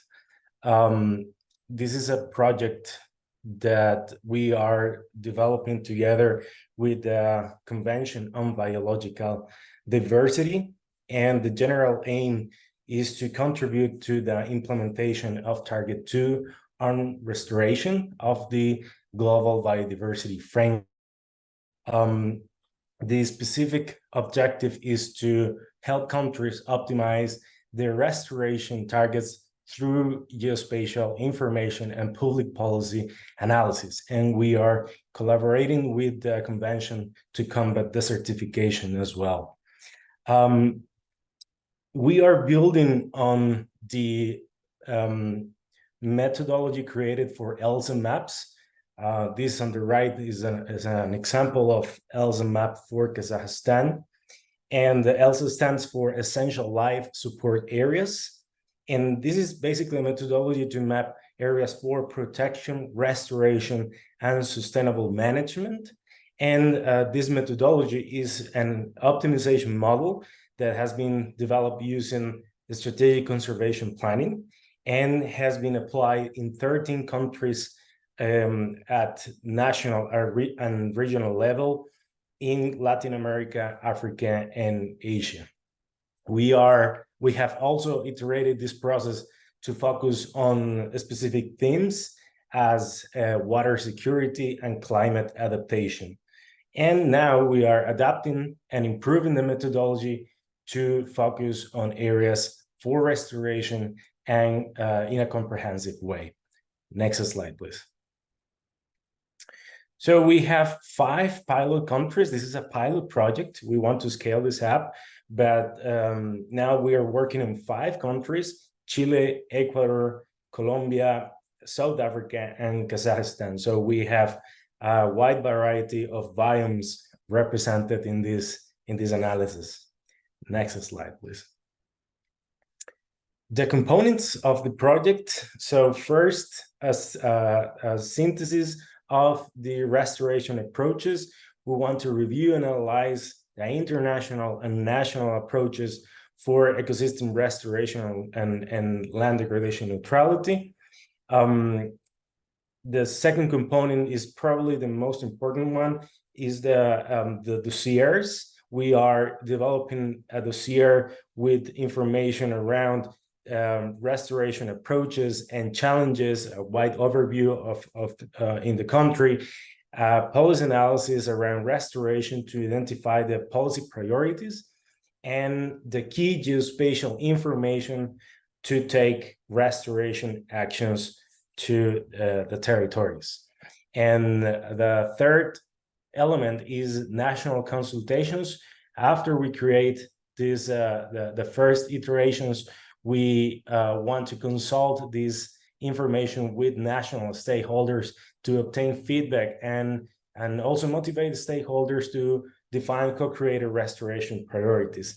That is part of the vision of this project, is to put the different stakeholders together under common restoration objectives. So coming from biodiversity, climate change, land degradation, everyone working on the same pathway. Next slide, please. So as regarding the first component on restoration approaches, we are analyzing the governance and challenges around restoration, the policy priorities, the indicators, metrics, and methods used to map degradation and restoration priorities. And of course, a cross-cutting element in this work is the engagement with national authorities. We want to receive the best guidance around policy priorities, data available, and the unit of analysis and so on to offer the best results. Next slide, please. So for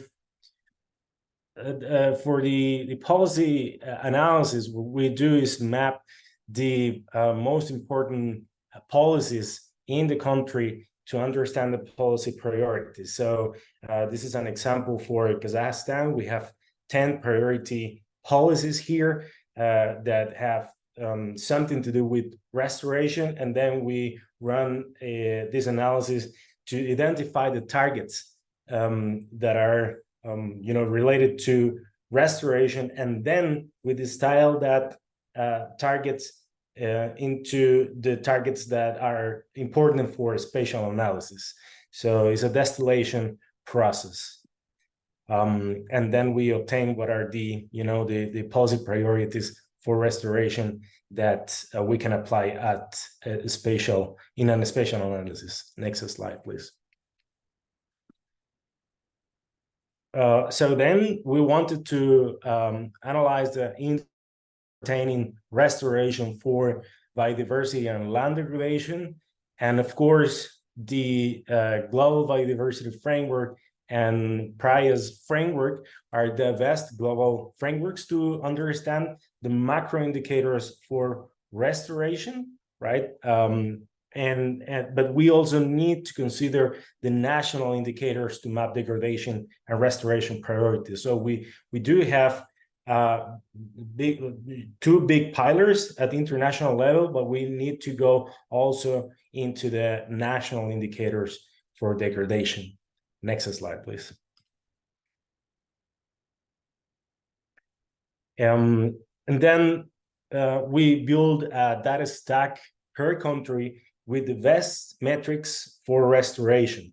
We are using global and national data, and we are building on the national data stacks that we have developed for ELSA analysis. So in the past 2-3 years, we have gathered a lot of data at national level in these 13 countries, and we are building on that data to develop this analysis.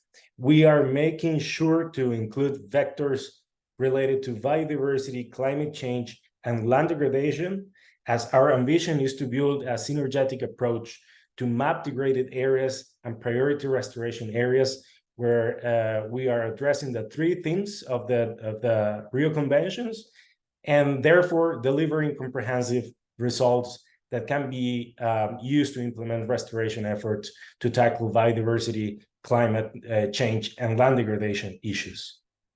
Next slide, please. And so we have the first results. These are the results that we are now taking to consultation at national level. This is a map of degraded areas for Kazakhstan, and we are using 3 vectors here: reduced productivity, land use, and human footprint.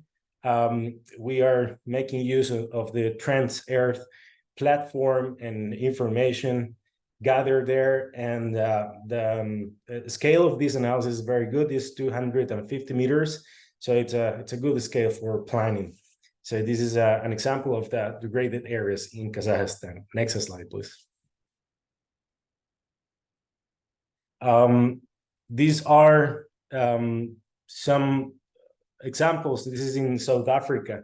So degradation within protected areas and OECMs, and degradation within important watersheds. We also have this analysis for indigenous territories. So we want to really have an idea on how are we dealing in this, how are we doing in these 3 fronts in terms of degradation, as they may have different units of analysis or governance bodies. Next slide, please. We also have potential benefits for three topics here. We chose biodiversity, climate change, and human well-being. So we have heat maps that showcase where we can have better aggregated benefits of restoration for these 3 thematics. So if we concentrate on biodiversity, we want to, for example, in this example is from Ecuador, we want to concentrate restoration efforts in the north and east part of Ecuador, and so on for the rest of the themes. Next slide, please. So this is Chile now, and we also want to understand the interaction between climate change and degradation. So we have this map on the biome transitions under climate change. So taking into account the RCP climate trajectory 4.5, which is like the middle trajectory of climate change, how how the ecosystems will behave and how would they change from one ecosystem to another. And this is very important to take into account when conducting restoration efforts. Next slide. This next slide is an example of running the optimization model for restoration priority actions. And this is using a 30% goal, which is the Global Biodiversity Target 2 goal. This is how South Africa would look like if we prioritize 30% of degraded areas for restoration efforts. Next slide, please. And at the end, we are offering this dossier with all the former information, so an overview of ecosystem restoration with the governance challenges, public policy priorities, and then the key geospatial data to address and to implement the policy priorities set by each country. Next slide. Well, next steps, we are in these weeks we are running the national consultations. Actually, just an hour ago, we were in a national consultation with South Africa, receiving all the feedback on the indicators, methodology, vectors, metrics, and so on to improve the analysis. Then we will integrate this feedback into the analysis and the dossier, and we will run a second consultation to polish the results. And next slide, just to thank you all. And yeah, I will be here around for the questions that you may have.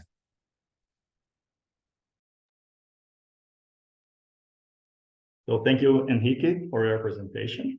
So this comes to close of our section, and it has great pleasure to act as your moderator.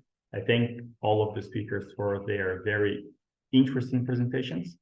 So before we move on to the Q&A section, I'd like to ask participants to leave comments at the chat about how do you believe we could improve next workshop, the following workshop. So which suggestion could you give us to improve this type of workshop and to make it more effective to address, your needs and to improve the contributions of CBD and FAIRY in this initiative. So let's now take a look at the questions. Let me just check a few of them. So let's start with George. So since we don't have so much time left, in fact, we have already used all of the time available for the workshop. So I'll try to be as brief as possible. And I will make only one synthesis question for each participant. And I'd like to ask you to be as brief as possible. So in your replies. So George, could you comment on how countries could adapt the general guidelines of SCR, the principles, to their on the ground projects? So how do countries could kind of adapt the SCR standards to their particular social ecological contexts? Yeah, so there's a lot of work being done to adapt the 2019 standards to different kinds of circumstances, like I discussed. And what's interesting is that the international principles and standards from SCR actually came from work done in Australia. So the standards started at the national level and we modified them to a global level. So actually the crosswalking between the global standards and national standards has been worked through. So there's people that have done it just in the opposite direction. And so that is something that we would be happy to talk about and work on with parties. Thank you.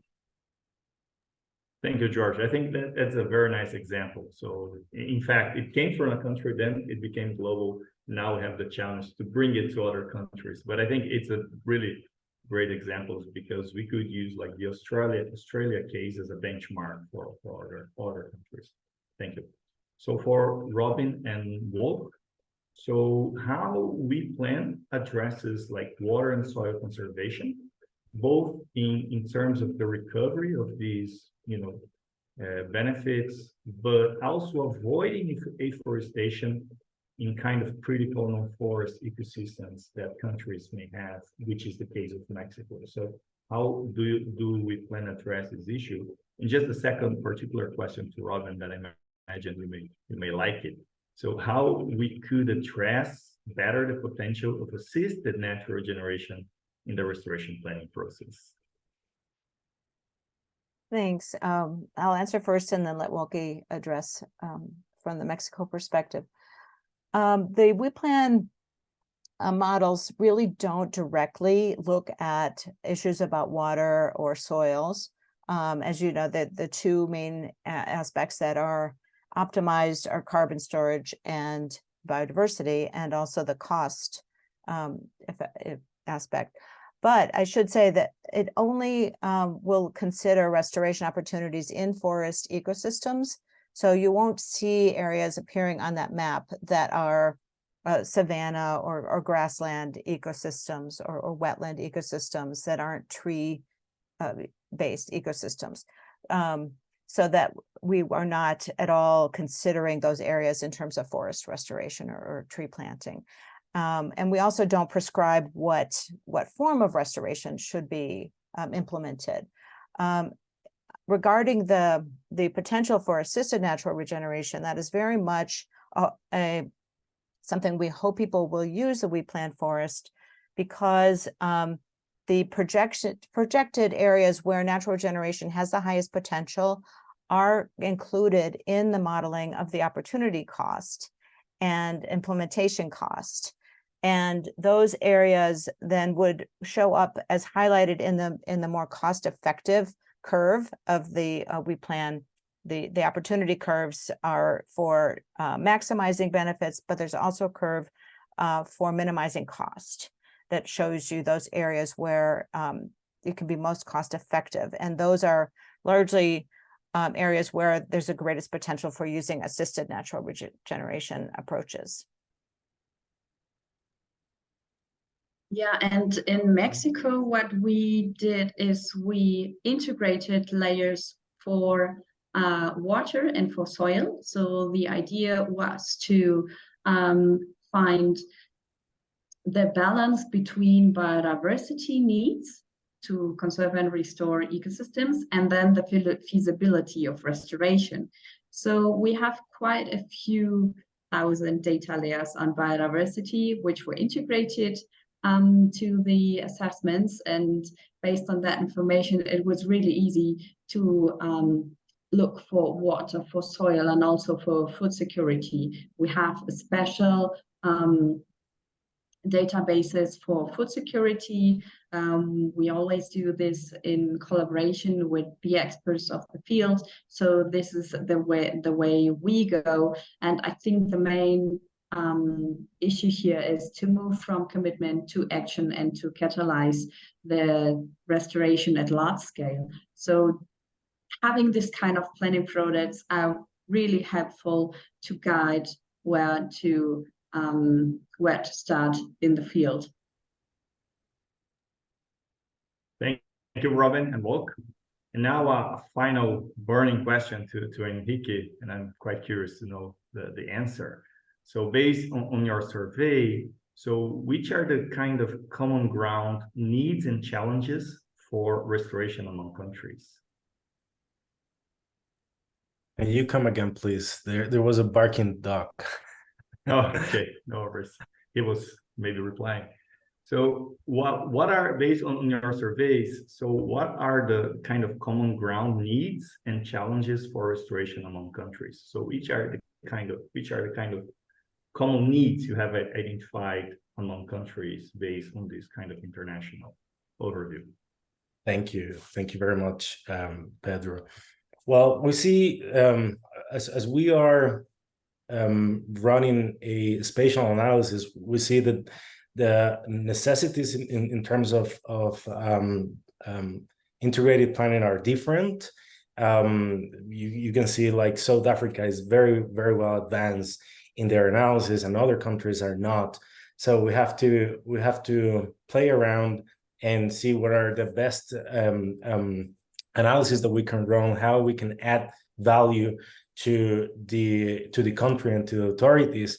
We see that there is always appetite for better spatial analysis to identify the restoration priorities and to map degraded areas. You know, this is still a very new topic, we can say, and the more we go into the data and into the methods, we see that there is still a lot to explore, and maybe a common issue between them all is how to integrate biodiversity, climate change, and land degradation into a single analysis, and that is exactly what we are trying to deliver, right? Because there are a lot of features, a lot of metrics, a lot of vectors that can be used, and each country uses different set of indicators. So this is something that we are trying to deliver through this project. Thank you, Enrique. It is in fact the $1 million question: how to map degradation, depending on the context, and how to navigate the complexities and trade-offs among different restoration benefits and outcomes. So, well, unfortunately, we have to finish the session. So we are, just some final words, we are at an important moment in the rollout of the plans and the missions for achieving the goals and targets of the Kunming-Montreal Global Biodiversity Framework. We all know the planet cannot wait for the plans, so we have had many plans so far, but now we must act, even while we plan. And there are many no-regret activities, and ecosystem restoration is for sure one of them. So we don't have too much time to waste, so it's time to implement these plans and move along, you know, a more concrete agenda for restoration, moving beyond, you know, generic plans and, you know, wishful thinking, and going deeper into the, you know, strengthening local organizations and empowering local people to restore, and finding ways to finance restoration and make restoration a living component of the global economy.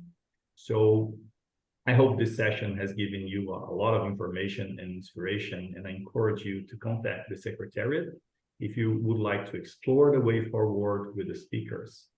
So now I'll give the floor to Jamal for some closing words. Jamal, thank you. Yes, thank you. Thank you very much, Peter. And I think you actually summarized it very nicely, that many countries already have ongoing restoration initiative. So the time is indeed pressing, and during these 2 hours, I think we only touched the surface on ecosystem restoration in the context of the Target 2 of the GBF, but there is a huge amount of information and the knowledge, like behind the screen, I would say, there with the countries and also with the global partners.